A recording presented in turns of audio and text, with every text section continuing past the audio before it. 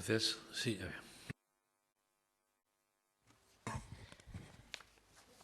Ben, pois dos autores intelectuais, dos ideólogos das regras fiscais, os de primeiro os bancos e despois as persoas, todo para a débeda por riba dos intereses e necesidades dos cidadáns, da man dos que lle negan un día sí e outro tamén os concellos desde a Xunta de Galiza un financiamento digno e igual, dos que, cando gobernan os seus na Moncloa, sofren amnesia e non lembran ningunha soa vez reclamar un novo sistema de financiamento autonómico ou local, porque cando o PP goberna en Madrid e o BNG reclama un novo financiamento para Galiza, o PP galego dice, si te he visto non me acuerdo, o de onde dije Diego, digo Diego.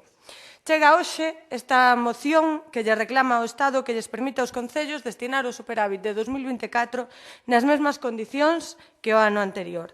Permítanme que, en primeiro lugar, lles apunte unha cuestión sobre a redacción desta moción, que creo que non é moi ben intencionada. Unha cuestión que non é verdade e que destapa a hipocrisía do Partido Popular con esta moción. É que vostedes o que din é que desde o Goberno do Estado non se definiron os obxectivos de estabilidade e sostibilidade financeira para o 2025.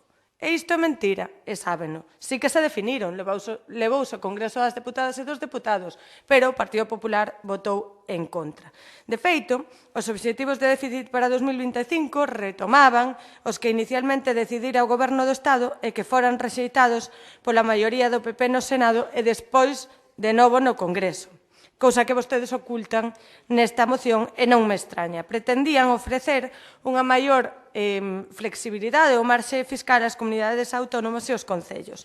No caso das entidades locais, mellorábase o condicionamento do déficit desde a existencia dun superávit do 0,2%, un déficit do 0%, condicións que se preveían para todo o período 2025-2027. Por isto, o déficit previsto para as comunidades e entes locais supuña unha leve mellora para os próximos 3 anos. E vostedes podían ter permitido que isto saíse a favor. Sen esquecer, iso sí, os problemas de financiamento de servizos básicos que a Xunta de Galiza e os concellos sofren como consecuencia do retraso na reforma e adecuación do sistema de financiamento autonómico local para as administracións galegas que nesta altura é unha responsabilidade do Goberno do Estado. E sen esquecer tampouco o feito de que a Administración Central segue a reservar para si propia a maior capacidade de incorrer en déficit, malia que sexan as comunidades autónomas as que deben soportar o alto custo dos servizos públicos fundamentais. Véxase sanidade, educación ou servizos sociais. E exercer, claro, desde a Xunta de Galiza, vostedes non saben moito de exercer estas competencias en sanidade, educación e servizos sociais, porque teñen competencias, iso é certo, pero despois o de executalas xa se lles dá un pouco peor.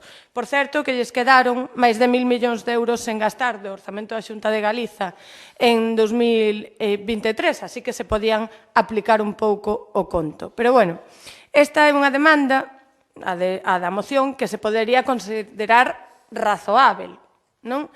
No sentido de reclamar que, conforme á normativa e os condicionamentos que contén, se poida utilizar o superávit orzamentario e os remanentes de tesourería xerados para obrigas de pagamento a provedores, amortización de débeda ou investimentos sustentáveis, sen que estes gastos, engadiríamos nós desde o BNG, non sexan computáveis a efecto da aplicación da regra de gasto, como indica o apartado 4 da disposición adicional sexta da citada lei.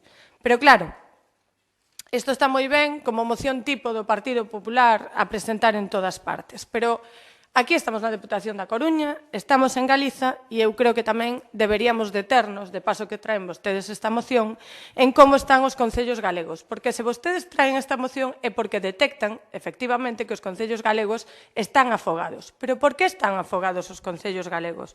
A estas alturas, supoño que non lle sorprende a ninguén dicir que os concellos galegos teñen problemas de financiamento, de infrafinanciamento, pois que se veñen poñendo de manifesto desde hai moitos anos e que se foron plasmando, bueno, pois en múltiples iniciativas e incluso en resolucións aprobadas pola propia FEGAM e incluso o propio Consello de Xunta, o Consello de Contas de Galiza, despois de analizar as contas xerais dos concellos, puxo de manifesto que hoxe hai 16 concellos que están nunha situación límite de sustentabilidade económica e financeira, porque teñen nas súas liquidacións orzamentarias un aforro neto negativo e un remanente de tesourería tamén negativo.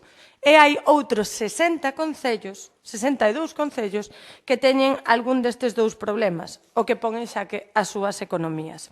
E todo isto de onde ven? Pois derívase da continua asunción polos concellos de competencias impropias, ofrecendo servizos e realizando actuacións que non lles corresponderían e que en moitos casos a administración delegante non acompaña o suficiente financiamento, tendo que asumir estas custes nas propias entidades locais, e podemos poñer como exemplo o Servizo de Axuda no Fogar. Pero que fai a Xunta de Galiza diante desta situación de afogo dos concellos galegos? Ben, pois dos 627 millóns de euros que a Xunta destina sobre o papel aos concellos no orzamento de 2025, só o 20% se reparte a través do Fondo de Cooperación Local, dos cales só 118 millóns de euros se reparten con criterios obxectivos e incondicionados.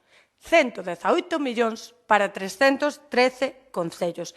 Podemos comparalos aquí coas cifras do POS, que este ano posiblemente cheguen aos 130 millóns, van chegar aos 130 millóns, 118 da Xunta de Galiza, 130 da Deputación da Coruña. 130 millóns de euros en os cales os 93 concellos da provincia non poderían sobrevivir. E o resto? O resto. Como utiliza o resto a Xunta de Galiza? 509 millóns de euros a través de liñas de subvencións e convenios con criterios condicionados ou a dedo, e néganse a incluílos unha e outra vez no Fondo de Cooperación Local como financiamento incondicional. E está ben que se poñan moi estupendos agora coa situación económica dos concellos, pero que tiñan era que aplicarse o conto. Miren, a reivindicación da súa moción non nos é allea, pero o que pasa é que hai moita hipocrisía detrás dela. Primeiro, na súa actuación no Congreso dos Deputados e segundo, na súa actuación desde a Xunta de Galiza, porque ten os concellos afogados.